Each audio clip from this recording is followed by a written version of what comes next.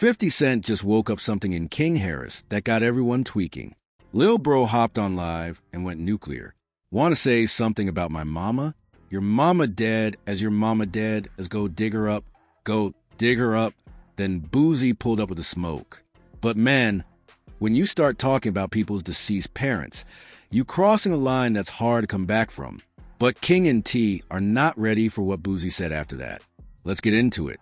50 Cent crosses a line, and King Harris loses it. Now look, there are certain things you just do not do in hip-hop. You can talk about a man's music all day long. You can clown his hairline, his fashion choices, his streaming numbers, whatever.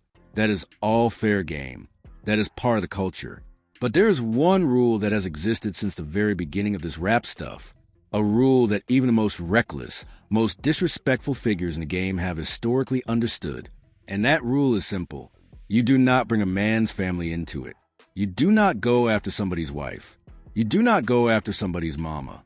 You keep the beef between the two people who actually have the issue.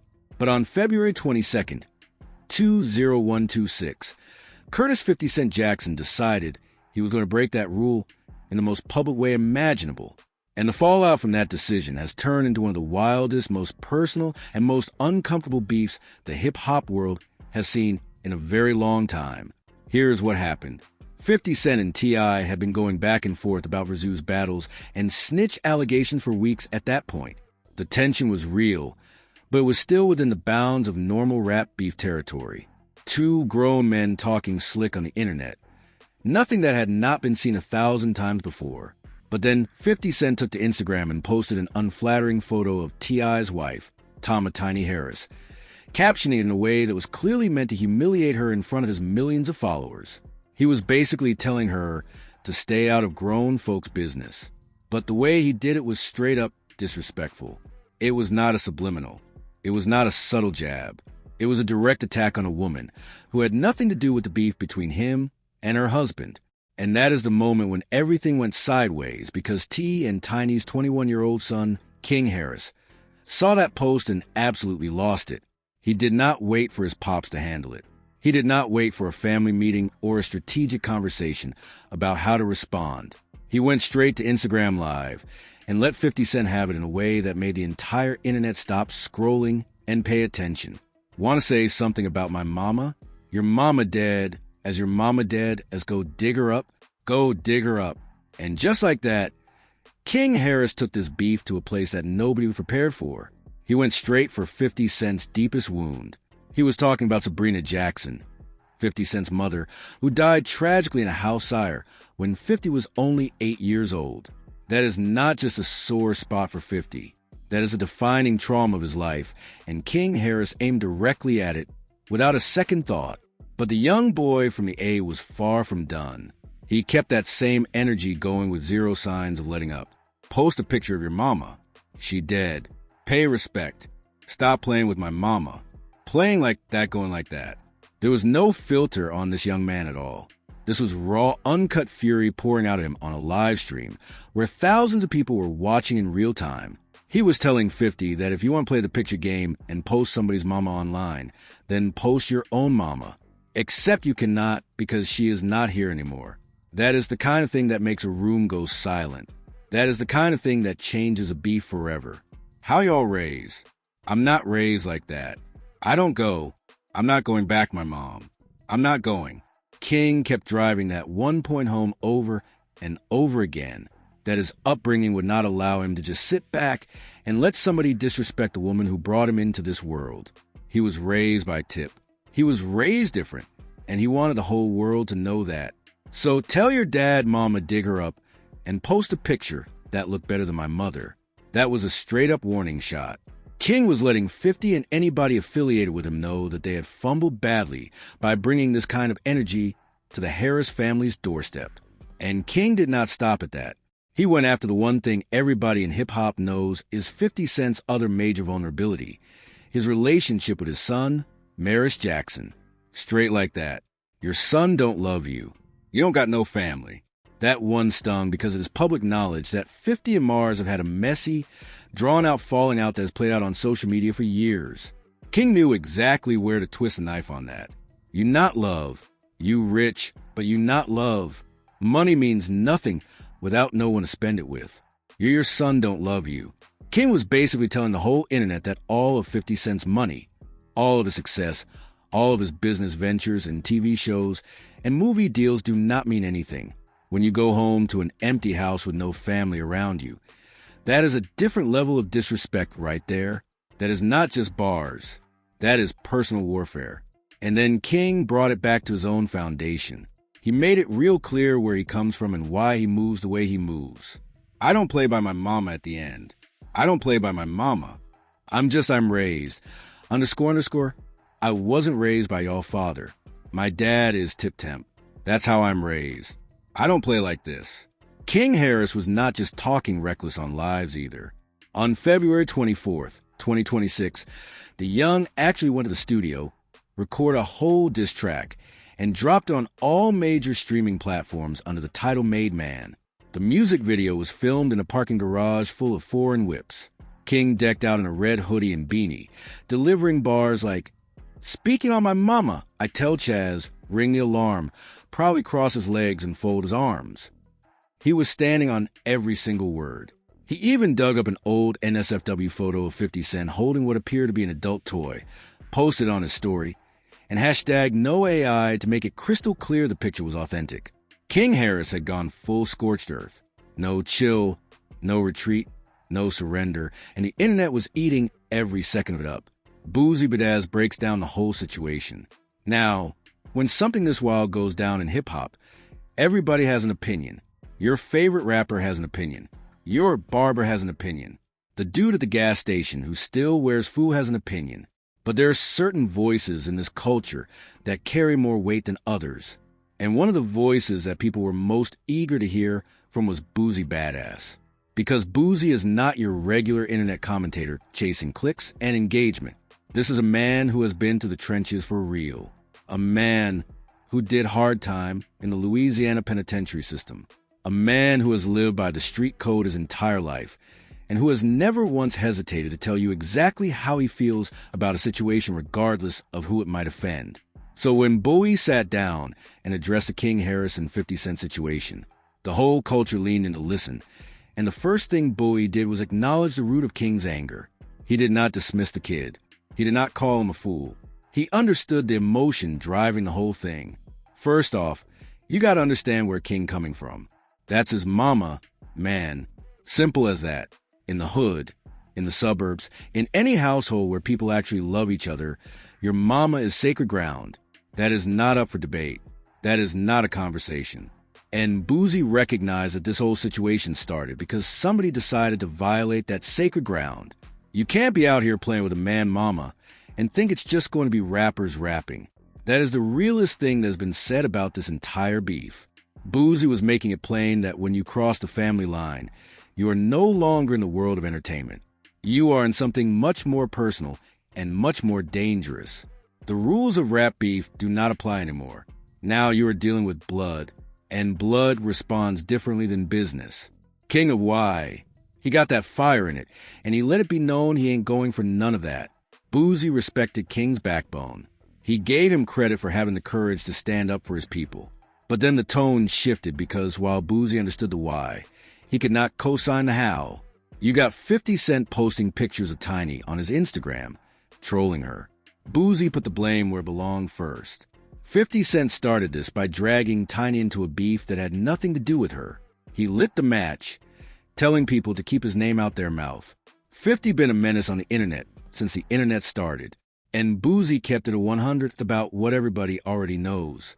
50 Cent has been running the internet like the biggest bully in the game for over 20 years. He has done this to J. Rule, Rick Ross, The Game, Fat Joe, and now T and his family. That is his whole playbook. He trolls people until they react, then he uses a reaction against them. But King Harris responded with a type of heat that even the internet was not ready for. We know how he do, but King took it to a whole different level of disrespect. A whole different level. Those are Boosie's exact words. And from somebody who has said some of the wildest things in hip-hop history himself, that should tell you just how far King went.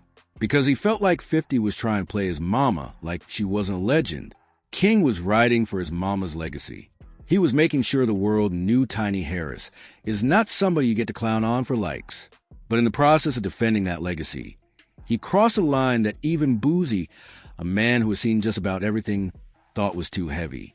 Talking about your mama dead as go dig that up. Uzi repeated King's words back, and even in the retelling the gravity of what was said hung in the air like smoke. That's some heavy dark, underscore to be seen. Telling A to go put flowers on a grave. Heavy dark. Those were Boosie's words. But man, when you start talking about people's deceased parents. And then he delivered the one line that summed up this whole disaster better than anything anybody else has said about it. You crossing a line that's hard to come back from. He telling 50 to put the music up and stop playing.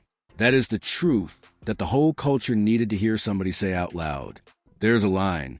There's always been a line. And once you cross it by bringing somebody's dead mama into a rap beef, you are in territory where handshakes and truces do not work anymore. The damage is permanent. Boosie also kept it real about the massive mismatch in this whole situation. If you ask me, it's a mess. You got the South Prince and away T.I.'s son going at a billionaire mogul. That is the part King probably did not fully think through before he crashed out on that live. He was going bar for bar with a man who has spent his entire career dismantling people on the internet and coming out on top every single time. 50 does not even need to win the traditional way.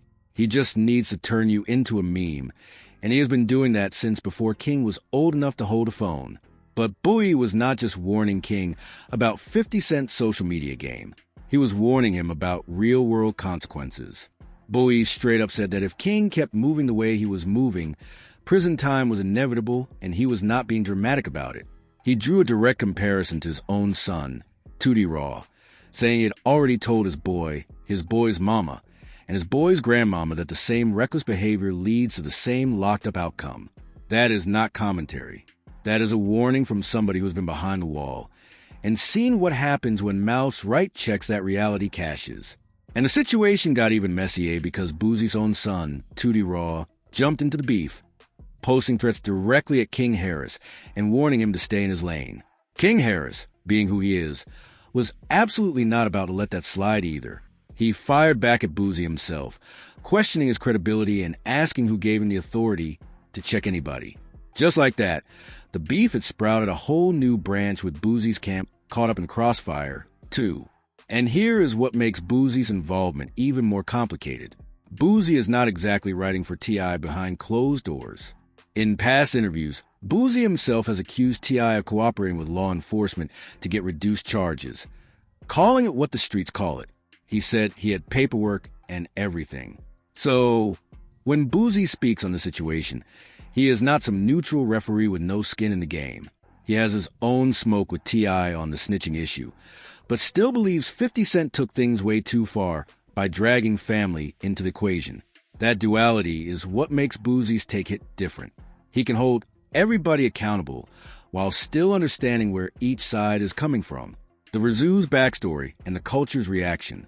Now, if you're watching all of this, go down and wondering how in the world a conversation about a Razoo's battle turned into dead mama jokes and NSFW photos being posted and diss tracks being recorded in parking garages. You are not alone because the road from let's do 20 songs versus 20 songs to where we are right now has been one of the most chaotic detours in recent hip-hop history. And it all started years ago. See, T.I. has been trying to get 50 Cent into a Razoo's battle since the platform launched during the pandemic in 2020. This was not some casual mention in passing. Tip was on a full campaign. He wanted the Gunna General, the certified New York legend, the man behind Get Rich or Die, trying to sit across from him and play records hit for hit. He believed his catalog. 11 studio albums deep with joints like What You Know, Live Your Life, Whatever You Like, Swagger Like Us, Bring Them Out, Rubber Band Man, and big things popping would wash anything 50 could bring. He even brought up on 50's birthday in 2020, posting a 3-minute IG video challenging him directly and mocking 50's 2007 sales loss. To Kanye, West is proof that 50 was scared of catalog battles. But 50 Cent was never interested. Not in 2020. Not in 2021, when T.I. literally crashed the stage at the Atlanta premiere of 50's show Black Mafia Family and grabbed a microphone calling him out. And not in February 2026, when T.I. went on Shannon Sharpe and Chad Okesko-Johnson's Nightcap podcast and said it again for all the world to hear. Nah, I said I wanted 50. That what I said. He don't want no smoke, though. Every single time T.I. pulled up with a challenge, 50 responded the same exact way, reposting old Crime Stoppers commercials and alleged court footage to push the snitch narrative, captioning it all with, "Keep my name out your mouth," and no verses, "Let's do the stay away challenge." That was 50's whole blueprint. Reflect, troll, and flip the conversation, using memes and old footage, instead of ever actually engaging with the music. And it worked every time, because most people did not know how to handle that kind of energy. But on February 22nd, when T.I. sat down with $1 million worth of game podcast and publicly said he lost all respect for 50 after the Verzu's ducking, 50 Cent did not just troll this time. He went personal. He posted Tiny's picture, and that is the moment the fuse hit the dynamite. T responded the way an artist responds. He went to the lab and dropped 2 diss tracks back-to-back. War on February 22nd, and Right One on February 23rd, produced by Lil Kayab. Right One was absolutely vicious. Tip called 5005 Neo Dispatcher, said he was a small man in a big shell, and even dragged 50's Exaphony Joy into it by referencing her alleged dealings with those bars were nasty. T was rapping with a fire he had not shown in years, and the culture reacted immediately. Everybody with a platform had something to say. Charlemagne the God was one of the first to speak up.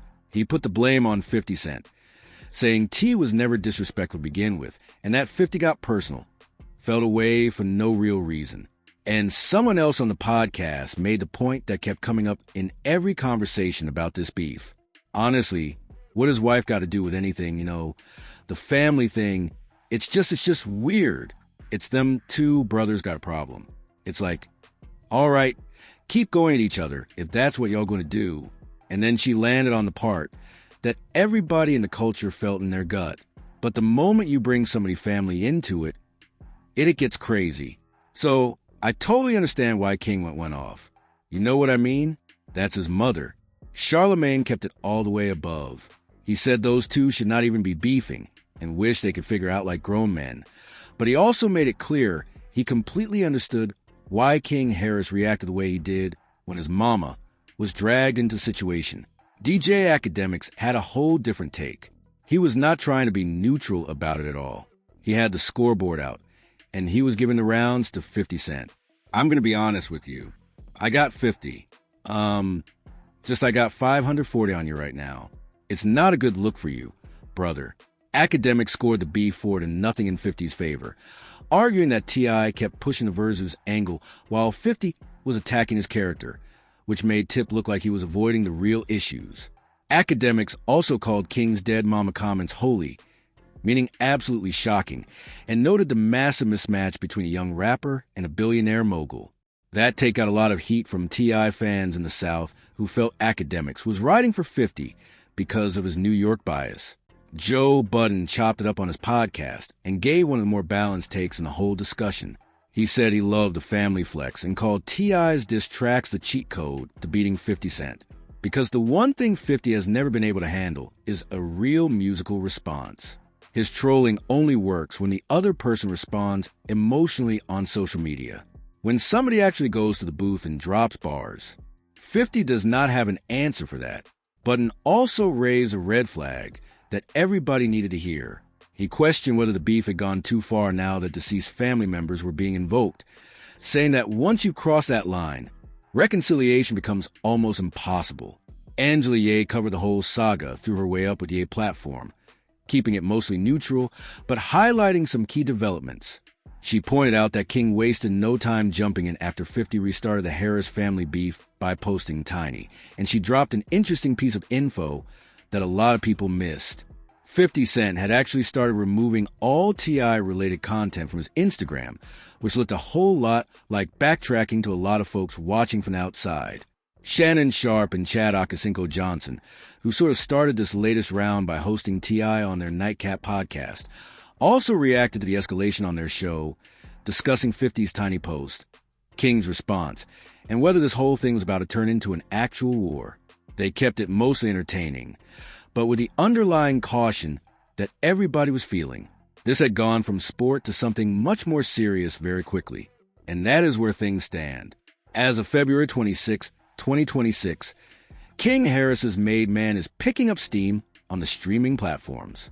T.I. is still previewing new material aimed at 50. 50 Cent has wiped his page clean of T.I. content, but continues finding slick ways to troll in the background. Boosie has dropped his take and gotten himself dragged into a side beef with King in the process. And the whole hip-hop world is watching this play out like a reality show that nobody asked for, but everybody cannot stop tuning into. The question that keeps coming up in every comment section, every podcast episode, and every barbershop debate is the same question Boosie asked in his interview.